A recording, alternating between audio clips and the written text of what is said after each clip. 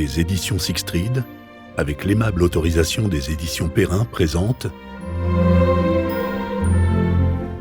Bonaparte, d'Alain Castelot, deuxième partie, lu par Hervé Lavigne.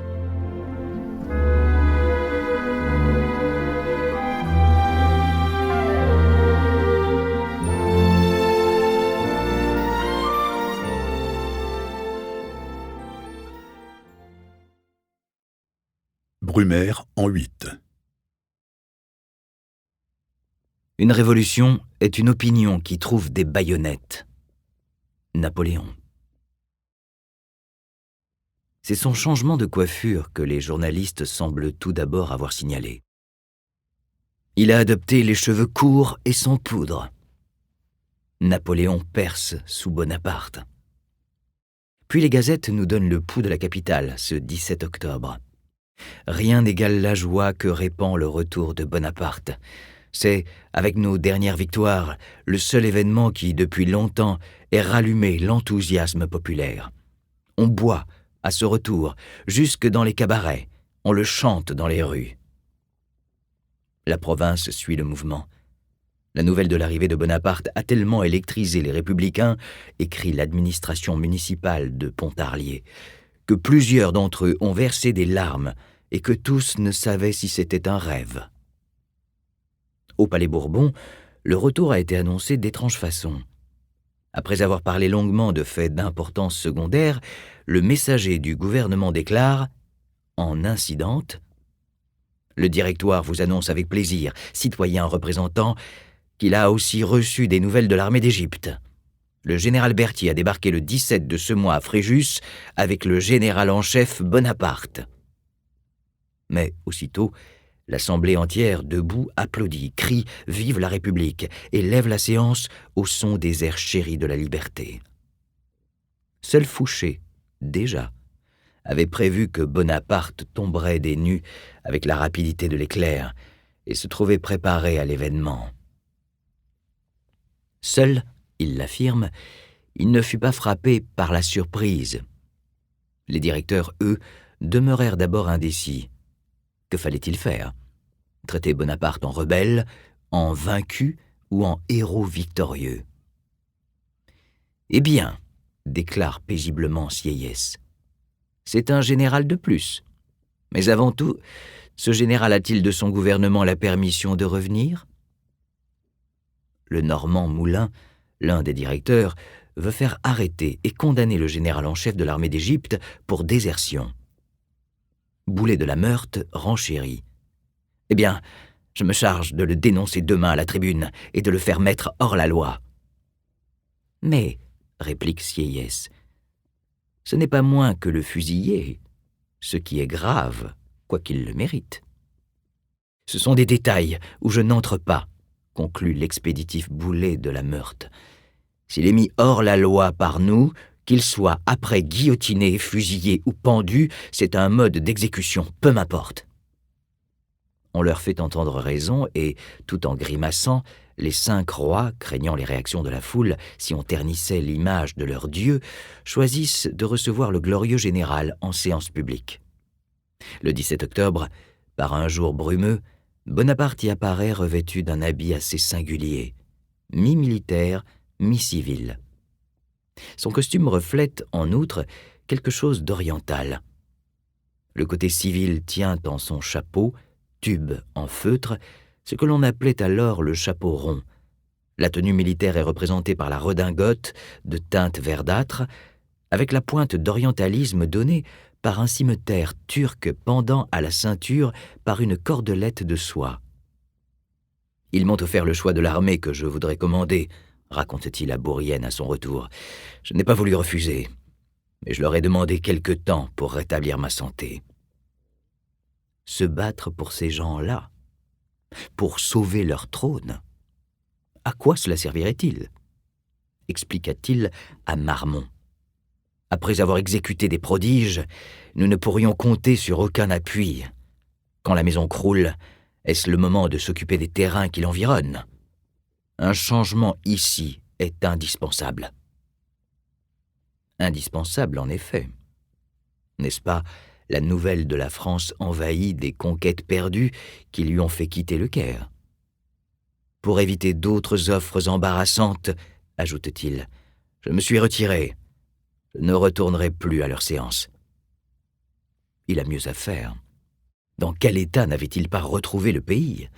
Le margouillis national, l'expression est du temps, se trouve partout. La France n'est plus que dégoût et plainte. Les villes, telles Lyon, ruinent et décombrent. Comme un corps frappé de pourriture, ses membres gangrénés sont prêts à tomber. La République semble inerte.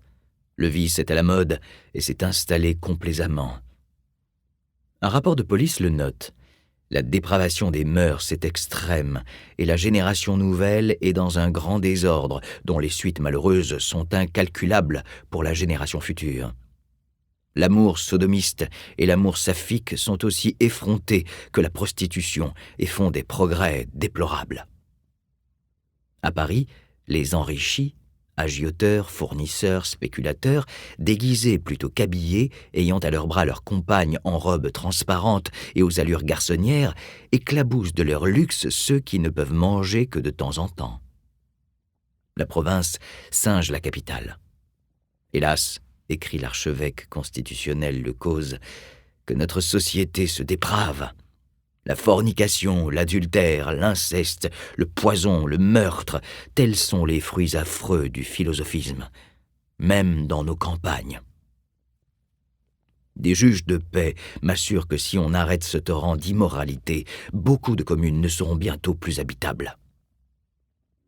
Seuls les brigands, bandits de grand chemin, détrousseurs masqués de diligence, dévaliseurs de courriers, chauffeurs, fraudeurs, maraudeurs, voire criminels, sont merveilleusement organisés pour rançonner, voler et tuer. La rapine s'est installée en souveraine incontestée. Le brigandage règne comme chez lui. Se rendre de Nice à Marseille sans se faire dévaliser est un exploit. Les bagages de Bonaparte eux-mêmes n'ont pas été respectés lors de sa traversée de la Provence. Bien entendu, piller les deniers publics est considéré par certains comme œuvre pie. L'administration, totalement dépassée, laisse faire et essaye d'attraper les miettes du gâteau. Les autorités actuelles et surtout l'administration centrale, dira le général Moncey, sont devenues, à force de malversation, une calamité publique.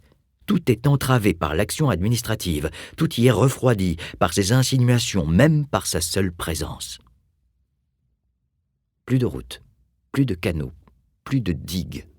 En 10 années, la France semble revenue à l'état sauvage. Les impôts sont fort mal payés, ou bien on les acquitte en papier n'ayant plus qu'une valeur symbolique. Et pourquoi les paierait-on ? Pour engraisser les gouvernants. On le verra, un député, un certain Cornet, parlera le 18 Brumaire des mains des vautours se disputant les membres décharnés du squelette de la République. On ne craignait alors point les images hardies, mais il n'en est pas moins vrai que la bande des thermidoriens nantis, tous plus ou moins régicides, il y avait eu tant de nuances dans le vote du 21 janvier 1793 que personne, pas même eux, ne savait au juste ce qu'ils avaient voulu voter. Il n'en est pas moins vrai que ce véritable gang veut vivre et bien vivre aux dépens de ce régime, dit républicain, qu'ils affirment avoir sauvé, mais qui n'est plus qu'un cadavre.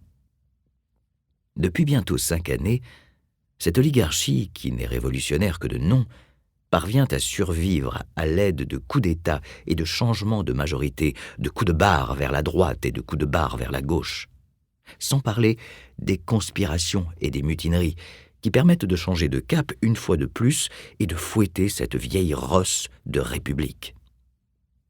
Quant au peuple, on l'a à un tel point gorgé de promesses illusoires et de grands mots qui l'ont fait descendre dans la rue que, dégrisé, dégoûté de cette révolution si belle sous la royauté, il ne croit plus à rien et ose à peine espérer qu'il croira un jour à quelque chose ou à quelqu'un.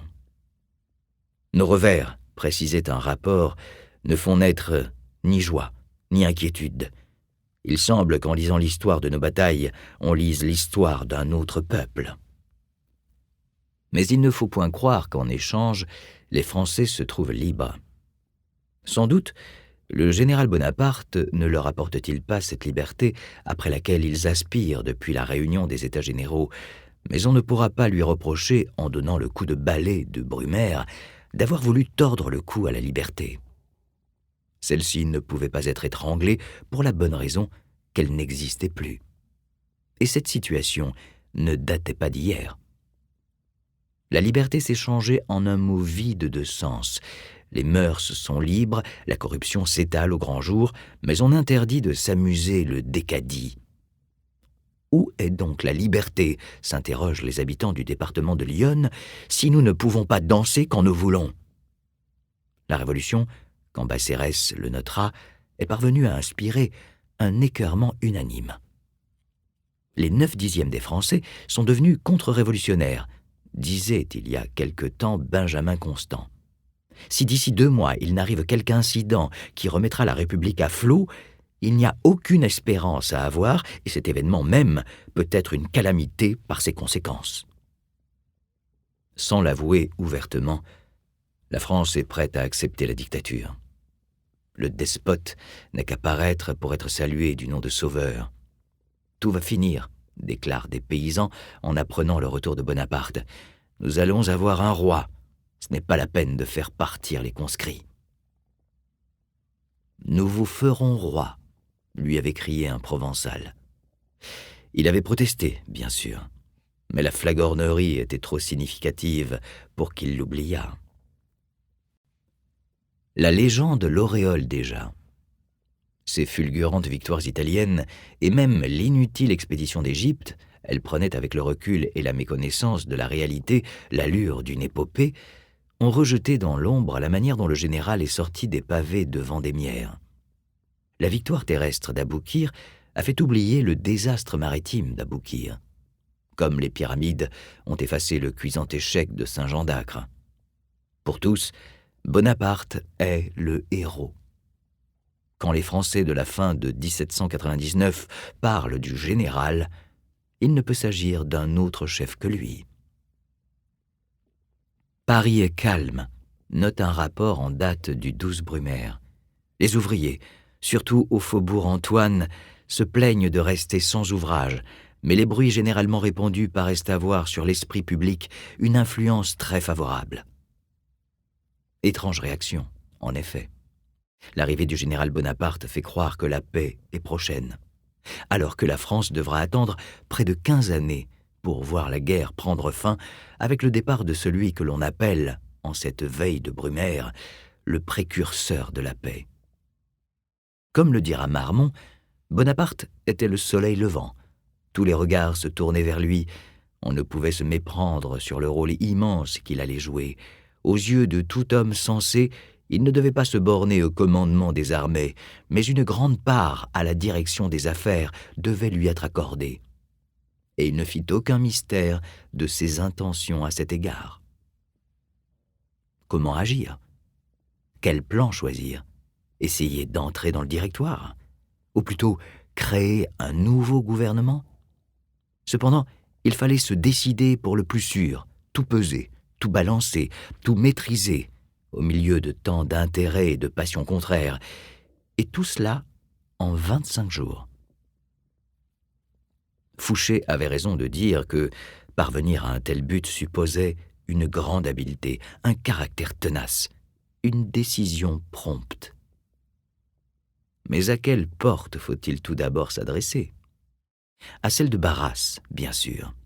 Elle est, à première vue, la plus attirante. Et Fouché le lui conseille.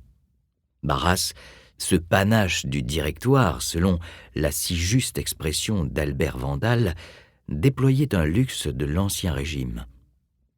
Il habitait et recevait dans ses salons dorés du Luxembourg, alors que certains de ses prédécesseurs, tels la Révelière ou Carnot, vivaient, le premier dans la cuisine d'un ami, le second se contentait de lancer des invitations à manger la soupe. Barras adorait mentir pour le plaisir et tromper par bassesse. Sa veulerie dépassait l'entendement. Une âme de fille dans un corps de bel homme, l'expression est encore de Vandal. Bonaparte ne l'ignore point, mais le roi des pourris n'en est pas moins celui qui lui a mis le pied à l'étrier, et l'a, en quelque sorte, découvert. Et puis surtout, que faire? Aussi Bonaparte commence-t-il des visites d'information. C'est à cette perplexité des premiers moments de Bonaparte à son arrivée à Paris, expliquera plus tard Barras, que j'ai dû certainement l'espèce de priorité qu'il m'a donnée pour accourir chez moi de suite et sans étiquette aussitôt qu'il a mis le pied à Paris. Il vient accompagné de Marmont, qui semble lui tenir lieu de tout, même de valet de chambre en ses premiers moments, car il en remplit tout à fait l'office envers le général Bonaparte quand ils vinrent au Luxembourg. Marmont soutient son maître descendant de sa voiture, il l'aide quand il monte l'escalier, il lui ôte sa redingote quand il entre, la lui remet quand il sort. L'ironie dédaigneuse, presque la condescendance que Barras emploie vis-à-vis de lui n'échappe pas à Bonaparte. De plus, il se rend vite compte que le trop pourri Barras, le trop repu, le trop honni Barras a trop servi, surtout lui-même, est devenu inutilisable tout en se croyant indispensable. Aussi, le général décide-t-il de réserver, peut-être pour plus tard, son ancien protecteur et de poursuivre son tour de piste afin de s'informer, tout en jouant avec adresse le rôle du soldat qui n'aspire plus qu'au repos.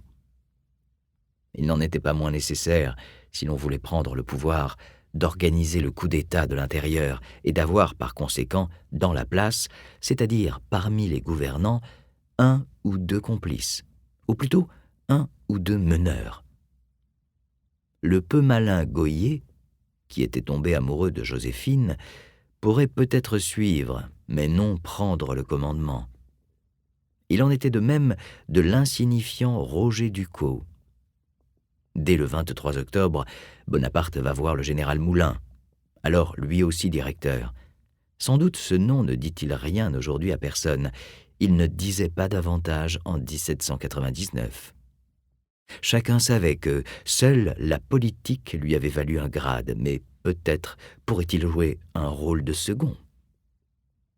Il faut, lui affirme Bonaparte, un gouvernement ferme et qui ait la confiance de tous ceux qui sont intéressés à maintenir la République. Et je me flatte que, si j'étais à la place de Sieyès, le Directoire retrouverait tout à la fois et la force et la confiance dont il a besoin. Gohier, à qui j'en ai parlé, m'y verrait avec plaisir, mais un seul scrupule l'arrête. La Constitution exige 40 ans pour entrer au Directoire. Peu intelligent, Moulin se garde bien de mordre à l'hameçon qui lui est tendu. Il ne peut changer la Constitution, n'est-ce pas? Bonaparte n'a pas l'âge requis. Il n'y a qu'à le laisser vieillir un peu. Mais Napoléon n'est point homme à se laisser vieillir. Semblable réaction chez ce barbon de Gohier qui, lui aussi, refuse de comprendre, même à la pensée que Joséphine, devenue l'épouse d'un directeur, pourrait venir habiter près de lui. « Il est certain, déclare-t-il à Bonaparte, que vous eussiez réuni tous les suffrages, si un article précis de la Constitution n'avait pas mis obstacle à votre élection. Il n'est pas douteux qu'après avoir défendu la République, vous êtes destiné un jour à la tête du gouvernement dont vos victoires auront assuré invariablement la stabilité. Mais notre pacte social exige impérieusement 40 ans pour entrer au Directoire. » Ayant du mal à garder son calme, Bonaparte demande « Et vous tiendriez vous-même à cette disposition réglementaire qui pourrait priver la République d'hommes aussi capables de la gouverner que de la défendre ?» Rien, à mes yeux, général, ne pourrait excuser l'atteinte qui y serait portée. Président, c'est vous attacher à la lettre qui tue. Cette lettre tuera ce trop digne bourgeois pot-au-feu qui ne veut plus se souvenir qu'il a été jacobin. Demeurait Sieyès. Depuis tout un temps déjà, l'ex-abbé, alors directeur, Sieyès cherchait une épée qui pourrait mettre fin à la situation. Mais une épée dont il aurait tenu la garde. Aussi avait-il pensé successivement à Jourdan, à Joubert, puis à Moreau. Lorsque ce dernier apprit l'arrivée de Bonaparte à Saint-Raphaël, il déclara froidement à l'ancien ecclésiastique « Voilà votre homme, il fera votre coup d'État bien mieux que moi. » Sieyès fit la grimace. Sans doute estimait-il le revenant d'Égypte comme le plus civil des soldats. Mais c'est une épée qu'il cherchait, et celle de Bonaparte lui semblait beaucoup trop longue. Durant quelques jours, Bonaparte hésite entre Barras et l'ex-prêtre. Maintenant qu'il a revu à plusieurs reprises le fastueux vicomte Paul de Barras, le général n'a pour lui que de la répulsion. « Il dit partout qu'il est l'auteur de ma fortune », explique Napoléon. « Il aura toujours de la répugnance à jouer un rôle inférieur, et moi, je ne céderai jamais à un tel homme. N'a-t-il pas la folle ambition d'être le soutien de la République? Que ferait-il de moi ?» Barras ne pense qu'à lui. Sieyès, au contraire, est sans ambition politique.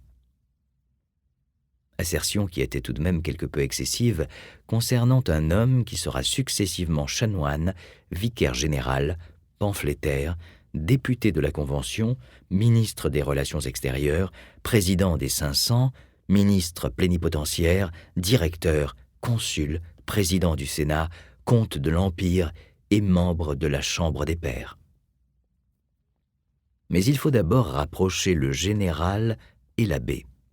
Lucien, poursuivant sa mission de citoyen bons offices, affirme à Sieyès que Bonaparte ne demanderait pas mieux que de tenir le manche du balai dans l'affaire qu'il préparait. Sieyès laisse tomber du haut de son orgueil quelques phrases polies que Lucien, devant son frère, transforme en paroles émues et généreuses. Bonaparte lui aurait alors assuré « Je servirai de bouclier aux sages de la République contre l'émeute des faubourgs, comme j'ai servi de bouclier à la Convention contre l'émeute des sections royalistes en Vendémiaire. Remerciez Sieyès de sa confiance. Quand et où voulez-vous le rencontrer? Il le désire beaucoup. Il est inutile de nous voir maintenant autrement qu'en public au Luxembourg. Les choses ne sont pas assez avancées. Quand tout sera convenu, nous nous rencontrerons secrètement. J'arrive à peine. Il faut me laisser respirer. » Cependant, le lendemain, au Luxembourg, les deux futurs complices se trouvent face à face, et les choses se passent fort mal. « J'ai affecté à un dîner que j'ai fait hier chez Gohier, » racontera Bonaparte à Bourrienne, « de ne pas regarder Sieyès qui en était, et j'ai vu toute la rage que ce mépris lui causait. »« Êtes-vous sûr qu'il soit contre vous ?» demande Bourrienne. « Je n'en sais rien encore. Mais c'est un homme à système que je n'aime pas. » L'humeur atrabilaire de l'orgueilleux et pusillanime Sieyès, son éternel persiflage, sa démarche lente et molle, cette indisposition naturelle qui lui interdit le commerce des femmes, selon l'expression de Talleyrand, tout ceci n'est pas étranger à l'antipathie éprouvée par Bonaparte. Sieyès avait fort mal pris le manque de courtoisie de Bonaparte. Dès le lever de table, l'ex-abbé s'était éclipsé en disant à Gohier « Avez-vous remarqué la conduite de ce petit insolent envers le membre d'une autorité qui aurait dû le faire fusiller ?» Le lendemain, 23 octobre, ce n'est guère plus brillant. Bonaparte se rend au Luxembourg faire une visite particulière à Sieyès et à Roger Ducos. Selon Grouvel, le général aurait été tout d'abord furieux de ce que les tambours n'aient pas battu au chant à son arrivée au palais, et qu'on les fait ensuite attendre, enfin qu'on n'ait point ouvert la porte à 2 battants pour l'introduire auprès des directeurs. L'atmosphère se serait pourtant détendue et le général aurait plaisanté avec Sieyès de leur petite querelle de préséance ressemblant à celle de duchesse autour d'un tabouret. Le lendemain, les 2 directeurs rendent à Bonaparte la visite qu'il leur a faite, puis regagnent le Luxembourg. L'on n'avance pas, puis on recule. En effet, le 26, Bonaparte est convoqué par les 5 directeurs qui ont l'intention, après avoir beaucoup hésité, de lui rogner les ailes en lui reprochant d'avoir abandonné son armée à 1000 lieues de la France. Avant la séance, Sieyès, vexé d'avoir été dédaigné par le candidat dictateur, conseille à ses collègues « Au lieu de nous plaindre de son inactivité, félicitons-nous-en plutôt. Loin de mettre des armes entre les mains d'un homme dont les intentions sont aussi suspectes, loin de vouloir le replacer sur un nouveau théâtre de gloire, cessons de nous occuper de lui davantage et tâchons, s'il est possible, de le faire oublier. » Aussitôt, en présence des 5 rois, Bonaparte prend les devants et engage l'action. « On a avancé ici que j'avais assez bien fait mes affaires en Italie pour n'avoir pas besoin d'y retourner. C'est un propos indigne, auquel ma conduite militaire n'a jamais donné lieu. » Puis il regarde Barras en lançant « Au reste, s'il était vrai que j'eusse fait de si bonnes affaires en Italie, ce ne serait pas aux dépens de la République que j'aurais fait ma fortune. » En réalité, sans parler des combinaisons de Joséphine, Bonaparte avait ramené 2 millions en or d'Italie. Mais la présence de Barras aurait dû faire taire Gohier. Parler de cordes dans la maison d'un pendu n'est guère souhaitable. Au lieu de cela, le bonhomme précise « J'ignore qui a pu vous rapporter le propos qui vous blesse. Personne ici n'incrimine votre conduite en Italie. Mais je dois vous faire observer que, commandant au nom de la République et pour la République, vous ne pouviez conquérir qu'en son nom et pour elle, que les effets précieux renfermés dans les caissons du général en chef ne lui appartiennent pas plus que la poule dans le sac du malheureux soldat qu'il fait fusiller. Si vous aviez réellement fait fortune en Italie, ce ne pourrait être qu'aux dépens de la République. » Bonaparte répond en affirmant avec aplomb « Ma prétendue fortune est une fable que ne peuvent croire ceux mêmes qui l'ont inventée. » « Le Directoire, reprend Gohier, est bien persuadé, général, que les lauriers dont vous vous êtes couvert sont les plus précieux que vous ayez rapportés d'Italie, et c'est pour vous offrir de nouvelles occasions de gloire qu'il a désiré vous entretenir. Un général tel que vous ne peut rester inactif quand, de toutes parts, les armées de la République combattent et triomphent. Votre présence plus longtemps à Paris serait tout à la fois un sujet d'inquiétude et de mécontentement pour les amis de la République, qui ne se sont réjouis de votre retour que dans l'espoir de vous revoir à la tête de ses défenseurs. Ils ne pardonneraient pas à vous-même si leur vœu tardait à être rempli. » Et de nouveau, le directeur précise « Le Directoire vous laisse le choix de l'armée dont il a arrêté de vous donner le commandement. » Il s'agit bien de cela. Il ne faut maintenant plus tergiverser. Assurément, s'il ne choisit pas un commandement, le Directoire lui en donnera un. Et il faudra bien alors quitter Paris. Aussi, Bonaparte décide-t-il enfin de franchir le Rubicon, et puisqu'il ne peut pas faire autrement, de le franchir, malgré sa répugnance, en compagnie de Sieyès. Le chemin civil pour prendre le pouvoir s'avérant impraticable, il mettra donc l'épée à la main. Napoléon paraît étrangement calme et l'explique cette même semaine à Roederer. « Il n'y a pas un homme plus pusillanime que moi quand je fais un plan militaire. Je me grossis tous les dangers et tous les maux possibles dans les circonstances. Je suis dans une agitation tout à fait pénible. Cela ne m'empêche pas de paraître fort serein devant les personnes qui m'entourent. » Il précise « Je suis comme une fille qui accouche, et quand ma résolution est prise, tout est oublié. » Sa résolution est en effet prise, et bien prise. Marcher avec Sieyès l'étayerait dans l'opinion qui ne voulait plus de ce corrompu de Barras. « Vous croyez la chose possible ?» demande-t-il à Roederer. « Elle est aux 3/4 faite, » lui répond celui qui avait passé près de Louis XVI la dernière nuit de son règne. Secondé par Roederer, tout animé de ce qu'il appelle une patriotique conspiration, aidé par Talleyrand, qui commence ainsi une belle série de trahisons dans le sens de ses convictions, Bonaparte voit secrètement Sieyès au Luxembourg. Les choses se passent selon un scénario soigneusement mis au point.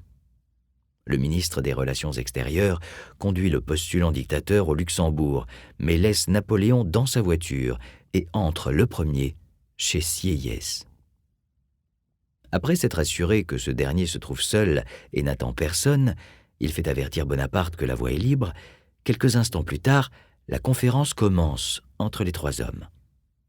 Lors de la première entrevue, Bonaparte déclare à Sieyès « Citoyens, nous n'avons pas de constitution, du moins celle qu'il nous faut. C'est à votre génie qu'il appartient de nous en donner une. Dès mon arrivée, vous avez connu mes sentiments. Le moment d'agir est venu.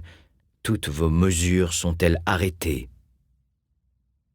L'abbé directeur, qui a toujours une constitution traînant dans ses poches, explique que l'on pourrait créer un consulat formé de 3 consuls, tandis que Bonaparte assurerait le pouvoir militaire. « Je connais tout cela parce que m'a dit mon frère, » interrompt Bonaparte. « Mais vous ne pensez pas, sans doute, présenter à la France une nouvelle constitution toute faite, sans qu'elle ait été discutée posément et article par article. Ce n'est pas l'affaire d'un moment, et nous n'avons pas de temps à perdre. Il nous faut donc un gouvernement provisoire qui prenne l'autorité le jour même de la translation et une commission législative pour préparer une constitution raisonnable et la proposer à la votation du peuple. Car je ne voudrais jamais rien qui ne soit librement discuté et approuvé par une votation universelle bien constatée. Occupez-vous de l'établissement d'un gouvernement provisoire. J'approuve que ce gouvernement soit réduit à 3 personnes et, puisqu'on le juge nécessaire, je consens à être l'un des 3 consuls provisoires, avec vous et votre collègue Roger Ducos. » Ainsi Bonaparte exigeait la place de consul. L'abbé fait la grimace, mais se résigne.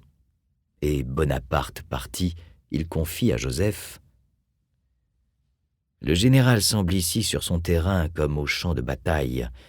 Il faut bien suivre son avis. S'il se retirait, tout serait perdu et son acceptation du consulat provisoire assure le succès. » Cependant, avant de s'engager définitivement, Bonaparte tente une dernière démarche auprès de Barras, qui pourrait peut-être faire partie du triumvirat à la place de Roger Ducos. Il va dîner chez lui le 30 octobre, en petit particulier. « Nous n'étions que 4, » racontera plus tard Bonaparte à Gourgaud. Le duc de Lauragais, qui était là comme un bouffon, une espèce de préfet du palais, et moi. Au milieu du repas, Barras me dit « La République va mal, je suis vieux, je ne suis plus bon à rien, je veux me retirer des affaires. Vous, général, vous êtes heureux de n'y être pas.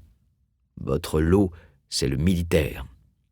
Vous allez vous mettre à la tête de l'armée d'Italie et réparer nos revers. La République est en si mauvais état qu'il n'y a qu'un président qui puisse la sauver. Et je ne vois que le général Hédouville qui puisse nous convenir. Qu'en pensez-vous » Lui préférait Hédouville, l'ancien chef d'état-major de Hoche, le pâle gouverneur de Saint-Domingue. Imaginez que ce personnage, tout juste bon à faire un jour sous l'Empire, un chambellan et un diplomate, puisse sauver la France. Barras poursuit, sans remarquer le regard glacial de Napoléon posé sur lui. « Quant à vous, général, notre intention est de vous rendre à l'armée, et moi, malade, dépopularisé, usé, je ne suis bon qu'à rentrer dans la classe privée. » Le même soir, Bonaparte racontera la scène à Réal, à Fouché, à Talleyrand et à Roderer. « Eh bien, savez-vous ce que veut votre Barras ? Il avoue bien qu'il est impossible de marcher dans le chaos actuel. Il veut bien un président de la République, mais c'est lui qui veut l'être. Quelle ridicule prétention! Et il masque son désir hypocrite en proposant d'investir de la magistrature suprême. Devinez qui ? Hédouville. Une vraie mâchoire. Cette seule indication ne nous prouve-t-elle pas que c'est sur lui-même qu'il veut appeler l'attention ? Quelle folie! Il n'y a rien à faire avec un tel homme. « Ah, la bête, la bête !» s'exclame Réal. « Je ne désespère pourtant pas, » affirme alors Fouché, de faire sentir à Barras qu'il y aurait moyen de s'entendre pour sauver la chose publique. Nous irons, Réal et moi, lui reprocher sa dissimulation et son peu de confiance.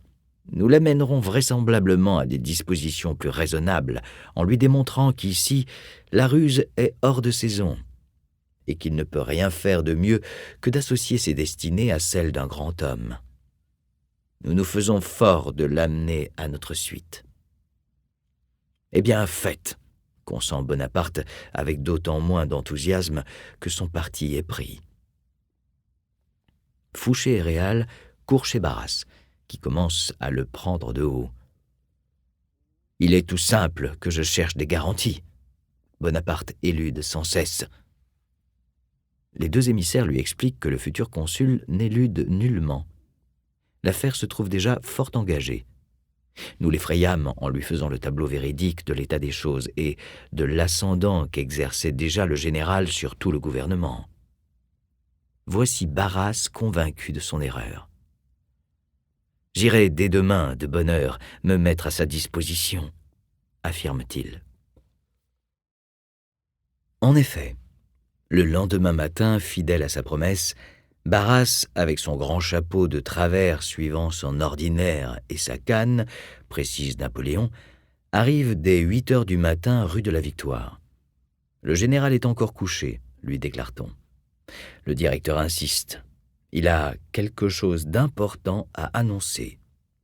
« Je le fis entrer, » racontera Bonaparte. « Il me dit qu'il venait me parler de la conversation de la veille, qu'il y avait bien réfléchi, qu'Hédouville n'était pas susceptible d'être élu président et qu'il n'y avait que moi à qui cela convint.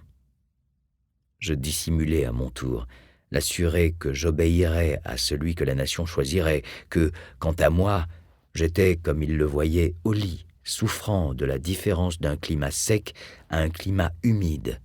Et comme il le disait hier, mon rôle était tout tracé.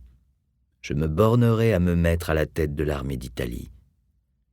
Il chercha encore à me mettre à son bord, disant « Voyez-vous, je serai ce que vous déciderez, blanc si vous voulez, noir si vous le désirez. » Mais la volte-face du vicomte n'impressionne point Bonaparte. Elle l'irrite. Il n'a plus besoin de lui, puisqu'il a donné son accord à Sieyès. En effet, la veille, en sortant de chez Barras, le général n'a pas immédiatement quitté le Luxembourg. Il est passé chez l'ex-abbé pour lui dire qu'il pouvait définitivement compter sur lui. Pourquoi s'encombrer d'un troisième larron à la réputation détestable, et d'un larron qui, l'opération terminée, serait plus gourmand que le pâle Ducos? Maintenant, la trame se tisse, l'intrigue se noue, et le public commence à se douter de quelque chose. Personne n'ose rien entreprendre, déclare une note de police. On dit qu'il se prépare un nouveau coup. Cependant, Bonaparte aurait bien voulu attirer dans le complot le beau-frère de Joseph, Bernadotte, qui, rappelons-le, avait épousé Désirée Clary, la laissée pour compte de Bonaparte lors de son mariage avec Joséphine. Il pourrait devenir un brillant second. Napoléon commence par lui faire des avances et, le 28 octobre, en sortant du théâtre français, s'invite à prendre une tasse de café chez l'ancien sergent Bellembe. « Il m'a paru content de moi », raconta Bonaparte à son secrétaire. « Que pensez-vous de cela, Bourienne ?»« Mais général, je désire que vous le soyez de lui. »« Non, non, j'ai bien fait, soyez-en sûr. Ça le compromettra chez Gohier. Souvenez-vous d'une chose, il faut toujours aller au-devant de ses ennemis et leur faire bonne mine. Sans cela, ils croient qu'on les redoute, et cela leur donne de l'audace. » Le lendemain, chez Joseph, au château de Mortefontaine, Bonaparte parle à Bernadotte des maux dont souffre la République. « Je ne désespère pas de la République, » réplique sèchement le futur roi de Suède, « et j'ai la conviction qu'elle résistera aux ennemis de l'intérieur et du dehors. » En dépit de cette réponse peu encourageante, Bonaparte décide de récidiver. Quelques jours plus tard, Bernadotte ayant été invité avec sa femme rue de la Victoire, Napoléon le lui répète. « Changer le gouvernement est nécessaire. » Il est impossible d'en changer, répliquera Bernadotte. Le mari de Désiré parti, Bonaparte se précipite dans le cabinet où travaille Bourienne. Ayant peine à se contenir, il s'exclame « Concevez-vous, Bernadotte ? Vous venez de traverser la France avec moi. Vous avez vu l'élan que mon retour a causé. Vous m'avez vous-même dit que vous voyiez dans cet enthousiasme le désir de tous les Français de sortir de la position désastreuse où les ont mis nos revers. Eh bien, ne voilà-t-il pas que Bernadotte, qui vante, avec une ridicule exagération, la situation brillante et victorieuse de la France. Il m'a parlé des Russes battus, de Gênes occupés, d'innombrables armées qui se lèvent partout, que sais-je encore? C'est un tas de balivernes. Je ne comprends rien à cette exagération, répond Bourienne. Vous a-t-il parlé de l'Égypte? Ah, vous m'y faites penser. Ne m'a-t-il pas reproché de n'avoir pas ramené l'armée avec moi? Mais, lui ai-je répondu, vous venez de me dire que vous regorgiez de troupes, que toutes vos frontières étaient assurées, que des levées immenses se faisaient, que vous auriez 200 000 soldats, 40 000 hommes de cavalerie. S'il en est ainsi, à quoi vous aurez servi, en France, quelques milliers d'hommes de plus, qui peuvent servir à conserver l'Égypte? Il n'y avait rien à répondre à cela. Alors cet homme, tout fier d'avoir été ministre de la guerre, a eu le front de me dire qu'il les considérait comme perdus. Il a fait plus. Il a laissé percer des intentions. Il a parlé d'ennemis extérieurs, d'ennemis intérieurs. En disant ces derniers mots, il m'a regardé. J'ai moi-même laissé échapper un regard. Mais patience, la poire sera bientôt mûre. Vous connaissez Joséphine, sa grâce, son adresse. Elle était dans le salon. Le regard investigateur de Bernadotte ne lui a point échappé. Elle a détourné la conversation. Bernadotte a vu à ma contenance que j'en avais assez, et il est parti. Alors, je vous laisse travailler. Je retourne auprès de Joséphine. La douce créole a mis son charme au service de ceux que l'on appellera les brumériens. Lorsque les conspirateurs ne prennent pas leur repas chez Rose, le restaurateur qui a mis sa carte en vert, elle les reçoit chez elle, attire rue de la Victoire certains indécis qu'il faut gagner, organise des rencontres, ménage des apartés, arrondit les angles, endort la méfiance de ceux, tels Goyer, dont on peut craindre les réactions. Cependant, vers 4 heures, elle reçoit son soupirant et déploie, pour lui, sourire, aisément et yeux doux, espérant toujours l'amener à rejoindre les conjurés. Mais le directeur ne devine rien, et lorsqu'un jour Fouché arrive rue de la Victoire, il entend Goyer lui demander « Quoi de neuf, citoyen ministre ?» De neuf? Rien, en vérité, rien. Mais encore. Toujours les mêmes bavardages. Comment? Toujours la conspiration? La conspiration? Demande Joséphine, jouant l'étonnée. Oui, la conspiration, explique Fouché en riant sous cape. Mais je sais à quoi m'en tenir. J'y vois clair, citoyen directeur. Fiez-vous à moi. Ce n'est pas moi qu'on attaque. S'il y a eu conspiration depuis le temps qu'on en parle, on en aurait eu la preuve sur la place de la Révolution ou la plaine de Grenelle. Goyer sourit et veut tranquilliser Joséphine, qui prend avec adresse une mine effarouchée. Le ministre parle en homme qui sait son affaire. Dire ces choses-là devant nous, citoyennes, c'est prouver qu'il n'y a pas lieu de les faire. Faites comme le gouvernement. Ne vous inquiétez pas de ces bruits-là. Dormez tranquille. La conspiration est maintenant bien en marche. Comment procéderait-on? À l'aide de plusieurs députés mis dans le complot par Lucien, on ferait croire aux deux assemblées que les Parisiens prépareraient un coup de main. Afin de pouvoir délibérer dans le calme, les anciens et les 500, tout en confiant à Bonaparte le soin de les protéger, voteraient leur transfert à Saint-Cloud. Là, on s'arrangerait pour donner le croc-en-jambe au régime. Seul, ainsi qu'il avait été prévu dès le début de l'affaire, 2 des directeurs feraient partie du nouveau pouvoir, Sieyès et Roger Ducos. Gohier, on l'espérait, entrerait grâce à Joséphine et in extremis dans le complot. On se désintéressait de l'insignifiant général Moulin. Quant à Barras, une somme d'argent importante ferait assurément taire ses scrupules. Cela paraissait très facile à première vue. Mais à la réflexion, l'opération s'avérait hérissée de difficultés et d'inconnus. Les directeurs qui ne se succéderaient pas accepteraient-ils aussi facilement de se laisser détrôner ? Sans doute Barras n'avait-il point de conscience, et on lui faciliterait bien les choses, mais ne se raccrocherait-il pas au pouvoir ? Tout était à craindre. Et lui ? Peut-être Bonaparte paraissait-il simple comme quelqu'un qui peut prétendre à tout, dira Madame Reinhardt. Mais n'était-ce point là une attitude ? En réalité, au fur et à mesure que la date approchait, il se sentait angoissé, plus qu'à la veille d'une bataille. Afin de prendre le pouls des députés et, comme le dira Napoléon, de leur laisser le temps de se convaincre que je puis faire sans eux ce que je puis faire avec eux, Lucien eut l'idée de mettre tout le monde en présence et de faire offrir par le Conseil des Anciens un banquet par souscription en l'honneur de Bonaparte.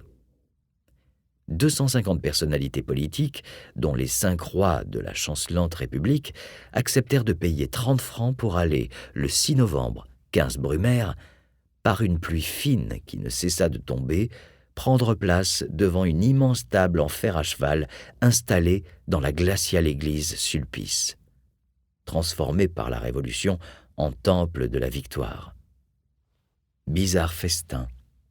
Tout en claquant des dents, de froid et de peur, chacun regarde son voisin avec inquiétude et méfiance.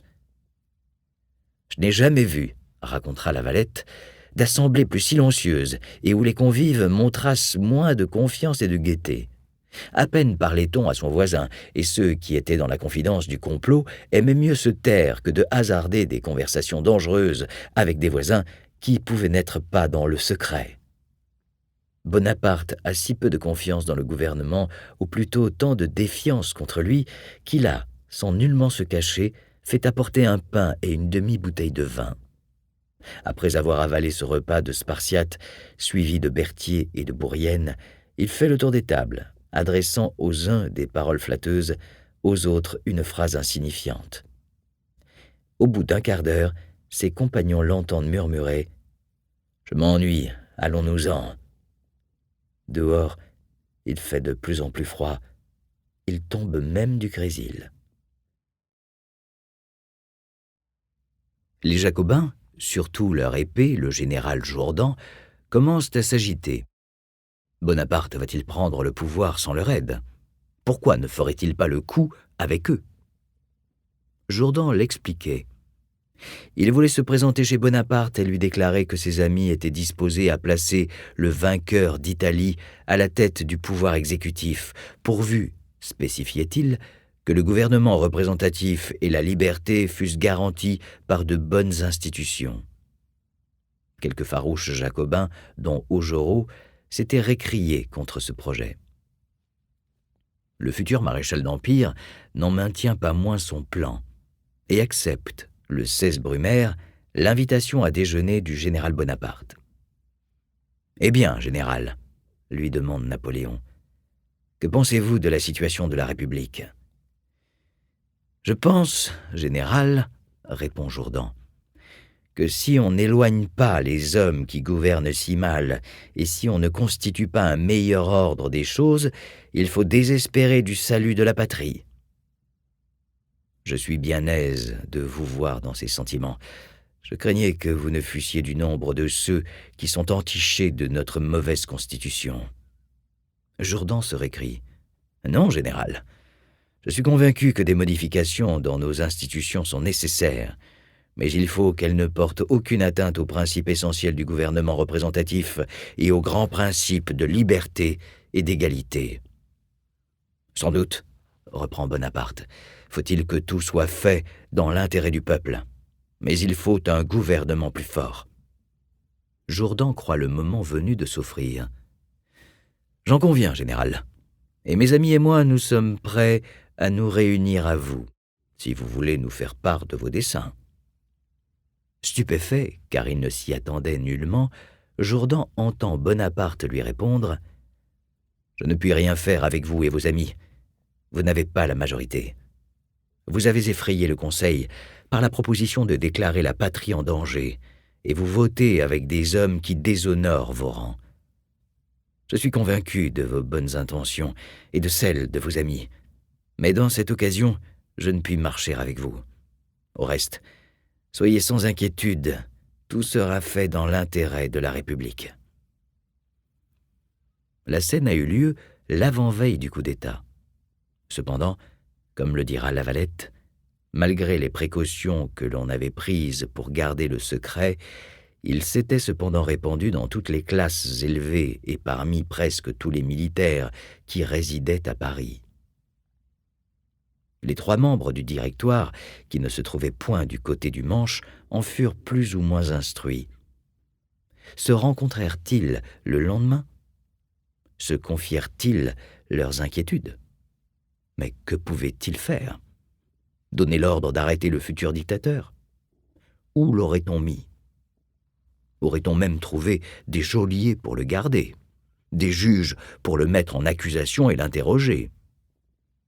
Ils demeurèrent inertes. D'autant plus qu'en cette journée pluvieuse du 17 Brumaire, ils ne pensaient nullement que le complot devait éclater dès le lendemain. Eugène et Lavalette ont formé le projet d'aller ce soir-là passer la nuit au bal.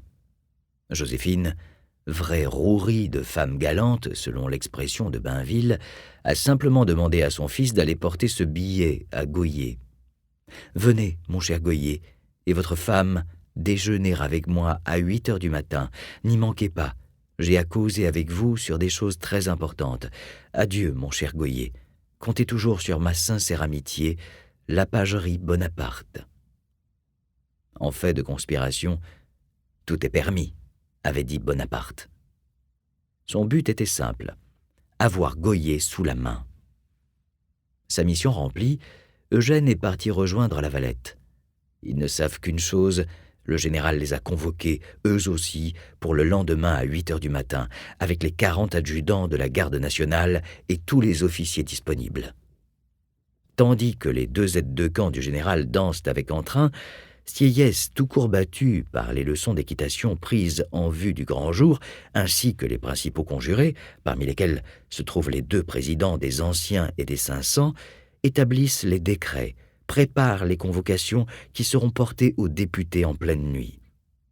De son côté, Regnault de Saint-Jean d'Angély écrit les textes des affiches et adresse aux Parisiens que le fils de Roderer fera composer. Et Barras. Ce soir-là, il sent venir le danger, et il demande à son ancien protégé de passer le voir avant de se mettre au lit. « Je le lui ai promis, » dira Bonaparte à Bourienne, « mais je ne veux pas y aller. Demain, l'affaire sera faite. C'est peu de temps à gagner. Il m'attend à 11 heures du soir. Tout sera prêt pour me recevoir. Vous prendrez ma voiture, vous me nommerez et vous entrerez de suite. Vous lui direz qu'une grande douleur de tête m'a forcé de me mettre au lit, mais que je le verrai demain sans faute, qu'il peut être tranquille, que tout s'arrangera. Échappez tant que vous pourrez à ces questions, ne restez pas longtemps, et montez chez moi à votre retour. » Bourienne, à l'heure dite, arrive au Luxembourg dans l'équipage du général. La plus grande solitude et le plus profond silence règnent dans les appartements qui précèdent le cabinet de Barras. Quand il me vit au lieu du général Bonaparte, racontera Bourienne, son étonnement fut extrême.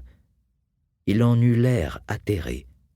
Je m'aperçus qu'il se regardait comme un homme perdu. Suivant sa consigne, le secrétaire demeure peu de temps. Quand il se lève pour s'en aller, Barras lui dit, en le reconduisant, « Je vois que Bonaparte me trompe. Il ne reviendra pas. C'est fini. C'est pourtant à moi qu'il doit tout. » Je lui répétai qu'il viendrait certainement le lendemain. Le mouvement négatif de sa tête me fit bien voir qu'il ne le croyait pas. Bourienne rend compte et Bonaparte paraît satisfait. Il semble également heureux d'être parvenu à attirer Bernadotte. Du moins, Joseph a promis que son beau-frère viendrait, lui aussi, dès la première heure du lendemain, rue de la Victoire. « D'après tout ce que je sais, déclare Bourienne, s'il vient, il ne vous sera bon à rien. »« Je le crois, reconnaît Bonaparte, mais il ne peut plus me nuire, je vous assure. C'est tout ce qu'il me faut. Allons, bonsoir, soyez ici à 7 heures du matin. » Le lendemain matin, dès 7 heures, par un temps beau mais frais, l'observatoire a noté la première gelée blanche de la saison. Le jardin et la petite allée étroite, longue de 90 mètres, qui, de la rue de la Victoire, conduit au petit hôtel de Napoléon, regorge d'officiers en grande tenue. En voyant l'affluence, tous comprennent. C'est pour aujourd'hui. Le général Lefebvre, qui commande la garnison de Paris, y compris la garde nationale du Directoire, a été, bien entendu, lui aussi convoqué. En apercevant la foule des officiers, il témoigne quelque surprise. Mais Bonaparte lui offre le sabre qu'il portait en Égypte, lui parle de ses d'avocats, d'où vient tout le mal. Et le mari de Madame sans gêne jure de les jeter tous à la rivière. Le général de Belle apparaît en habit bourgeois. « Comment ?» s'étonne un ami. « Tu n'es pas en uniforme ?»« Je ne savais rien. Mais attends, ce ne sera pas long. » Et, se tournant vers un canonnier, ordonnance à un officier, il lui demande « Donne-moi ton habit, mon brave. » Et en pleine rue, les deux hommes changent de costume. Bernadotte, que Joseph accompagne pour plus de sûreté, est lui aussi en civil. Bourienne s'approche. « Mon général, tout le monde ici, excepté vous et moi, est en uniforme. »« Pourquoi y serais-je » À cet instant, Bonaparte quitte le groupe d'officiers qui l'entourent et s'exclame « Il vaudrait autant être en pantoufles !» Puis il demande avec vivacité à Bernadotte « Tiens, vous n'êtes pas en uniforme. » « Je suis ainsi tous les matins quand je ne suis pas de service. Vous y serez dans un moment. On ne m'a rien dit. Les ordres devraient m'être parvenus plus tôt. » Bonaparte entraîne alors le mari de Désirée vers un cabinet voisin et lui déclare « Le directoire gouverne mal. Il détruirait la République si nous n'y prenions garde. Le Conseil des Anciens m'a nommé commandant de Paris, de la garde nationale et de toutes les troupes de la division. Allez mettre votre uniforme. Vous me joindrez aux Tuileries où je vais de ce pas. » Bernadotte fait la grimace. Napoléon martèle ces mots. « Vous croyez peut-être compter sur Moreau, Macdonald, Burnonville et quelques autres généraux. Ils viendront à moi plus tôt que vous ne le pensez, car ils y sont déjà, et ils m'attendent depuis longtemps dans mon antichambre. Vous ne connaissez pas les hommes, ils promettent beaucoup et tiennent peu. » Bonaparte élève maintenant la voix. « Votre directoire est détesté, sa constitution usée. Il faut faire maison nette et donner une autre direction au gouvernement. Allez mettre votre uniforme. Je ne puis vous attendre plus longtemps. »« Je ne veux pas prendre part à une rébellion, » réplique Bernadotte froidement. « Une rébellion !» s'exclamera Bonaparte quelques instants plus tard en racontant la scène à son secrétaire. « Une rébellion, Bourienne, concevez-vous cela ? Un tas d'imbéciles, des gens qui avocassent du matin au soir dans leur taudis. » Le futur roi refuse toujours de marcher. Bonaparte n'obtient de lui qu'une chose. Bernadotte n'entreprendra rien contre lui. « Oui, comme citoyen, je vous donne ma parole d'honneur de ne point agir. » Qu'entendez-vous par là ? J'entends que je n'irai point dans les casernes et les lieux publics pour travailler l'esprit des soldats et du peuple, mais aussi, si le corps législatif et le directoire me donnent l'ordre de les défendre et me confient le commandement de leur garde. Ah, pour cela, je suis bien tranquille. Ils ne vous emploieront pas. Ils craignent plus votre ambition que la mienne. Moi, je suis certain de n'en avoir pas d'autre que celle de sauver la République. Bonaparte n'aura guère plus de chance avec Gohier. Le directeur, surpris par l'heure matinale que Joséphine a indiquée dans son billet, un déjeuner à 8 heures du matin, avait préféré déléguer sa femme. Celle-ci, en arrivant rue de la Victoire et en voyant l'afflux de Plumet et de Galon, comprend aussitôt la situation. « Quoi » s'exclame Bonaparte en l'accueillant. « Le président ne vient pas ?»« Non, général, il ne lui est pas possible. » Napoléon l'interrompt. « Il faut absolument qu'il vienne. Écrivez, madame, et je vais lui faire porter votre lettre. »« Je vais lui écrire, général, et j'ai des gens ici qui se chargeront de ma lettre. » Madame Gohier prend la plume et trace ces mots. « Tu as bien fait de ne pas venir, mon ami. Tout ce qui se passe ici m'annonce que l'invitation était un piège. Je ne tarderai pas à te rejoindre. » Au tour de Joséphine d'essayer de convaincre la récalcitrante. « Tout ce que vous voyez, madame, doit vous faire pressentir ce qui doit infailliblement arriver. Je ne puis vous exprimer combien je suis désolé de ce que Gohier ne se soit pas rendu à mon invitation, concerté avec Bonaparte, qui désire que le président du directoire soit un des membres du gouvernement qu'il se propose d'établir. En lui envoyant ma lettre par mon fils, c'était assez marquer l'importance que j'y attachais. »« Je vais, madame, aller le rejoindre, » répond madame Gohier. « Ma présence est de trop ici. »« Je ne vous retiendrai pas, » poursuit madame Bonaparte. « En vous rendant auprès de votre mari, dites-lui qu'il réfléchisse bien et réfléchissez vous-même avec lui sur le vœu que j'ai été autorisé à vous manifester. Ce n'est pas son intérêt seulement, mais des intérêts qui lui sont plus chers encore, que pourrait compromettre une opposition de sa part. L'influence que Sieyès et les siens vont avoir sur les événements qui se préparent dépend du parti que prendra le président.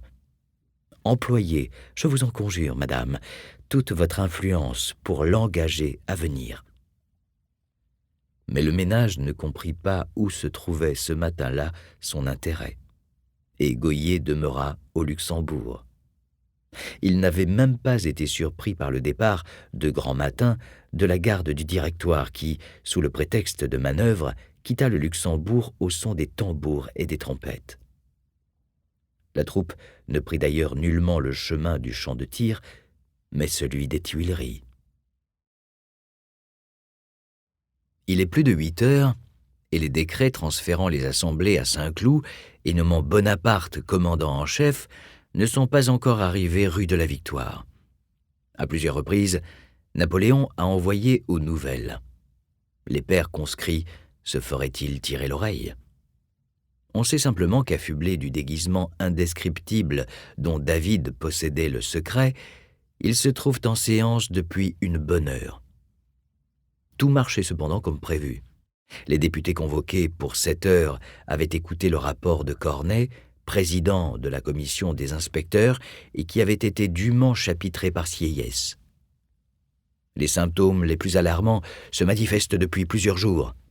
La patrie est consumée, et ceux qui échapperont à l'incendie verseront des pleurs amers, mais inutiles, sur les cendres qu'il aura laissées sur son passage. Vous pouvez, représentants du peuple, le prévenir encore.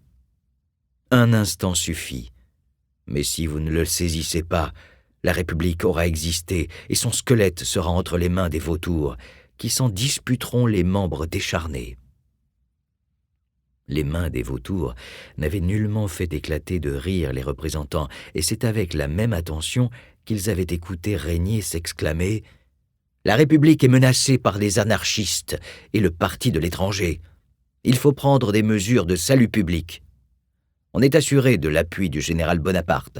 Ce sera à l'ombre de son bras protecteur que les conseils pourront délibérer sur les changements que nécessite l'intérêt public. » Où se rendrait-on avec ce bras protecteur ? À Saint-Cloud. Là, avait poursuivi Régnier qui, lui aussi, avait bien appris sa leçon, là, mis à l'abri des surprises et des coups de main, vous pourrez, dans le calme et la sécurité, songer aux moyens de faire disparaître les périls actuels.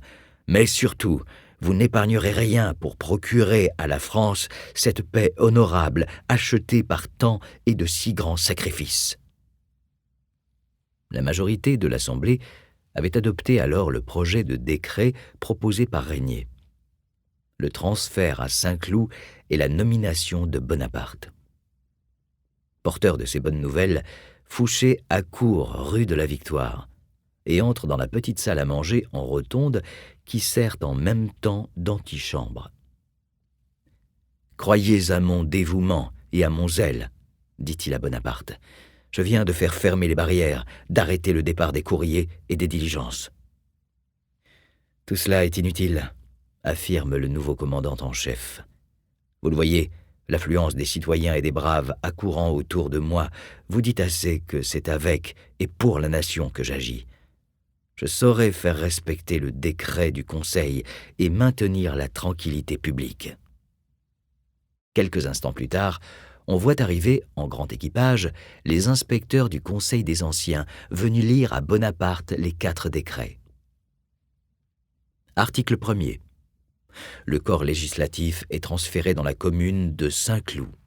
Les 2 conseils y siégeront dans les 2 ailes du palais. Article 2. Ils y seront rendus demain 19 Brumaire, à midi. Toute continuation de fonction, de délibération est interdite ailleurs et avant ce temps.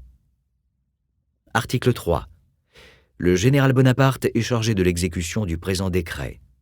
Il prendra toutes les mesures nécessaires pour la sûreté de la représentation nationale. Article 4. Le général Bonaparte est appelé dans le sein du Conseil pour y recevoir une expédition du présent décret et prêter serment.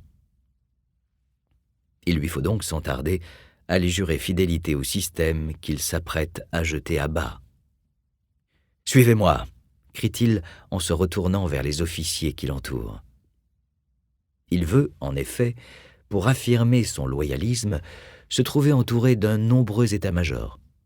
Soudain, avant de descendre l'escalier, il revient vers Bernadotte et lui demande de partir avec lui. Le mari de Désirée secoue la tête, il préfère s'abstenir.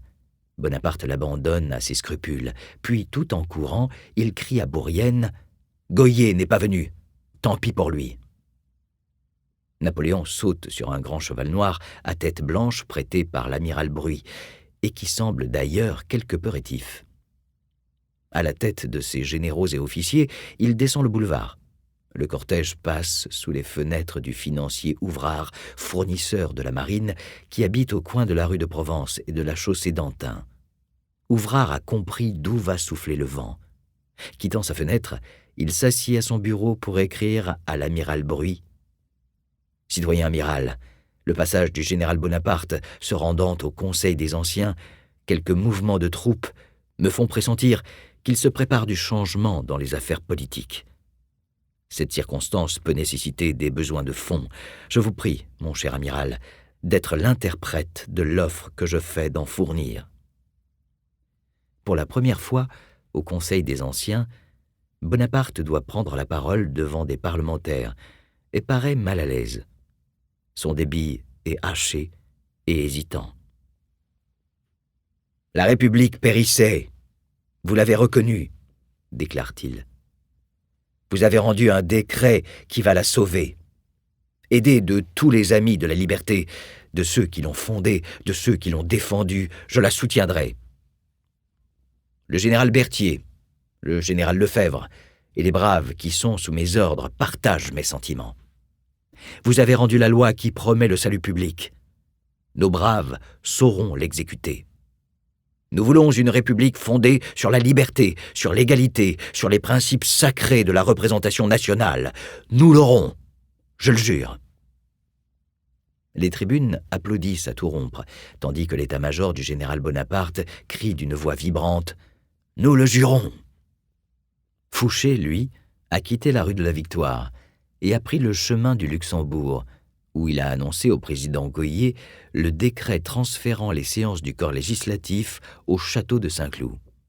« Je suis fort étonné », s'exclame avec humeur l'amoureux de Joséphine, « qu'un ministre du Directoire se transforme ainsi en un messager du Conseil des Anciens. »« J'ai pensé, » répond Fouché en ayant du mal à ne pas rire, qu'il était de mon devoir de vous donner connaissance d'une résolution si importante, et en même temps j'ai cru convenable de venir prendre les ordres du Directoire. »« Il était bien plus de votre devoir, » reprend Gohier d'une voix émue, de ne pas nous laisser ignorer les intrigues criminelles qui ont amené une semblable résolution.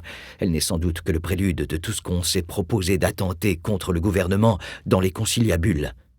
Qu'en votre qualité de ministre de la police, vous auriez dû pénétrer et nous faire connaître. Mais les rapports n'ont pas manqué au directoire. Je me suis même servi des voies détournées, voyant que je n'avais pas toute sa confiance. Le directoire n'a jamais voulu croire aux avertissements. D'ailleurs, n'est-ce pas de son sein même qu'est parti le coup? Les directeurs Sieyès et Roger Ducos sont déjà réunis à la commission des inspecteurs des anciens.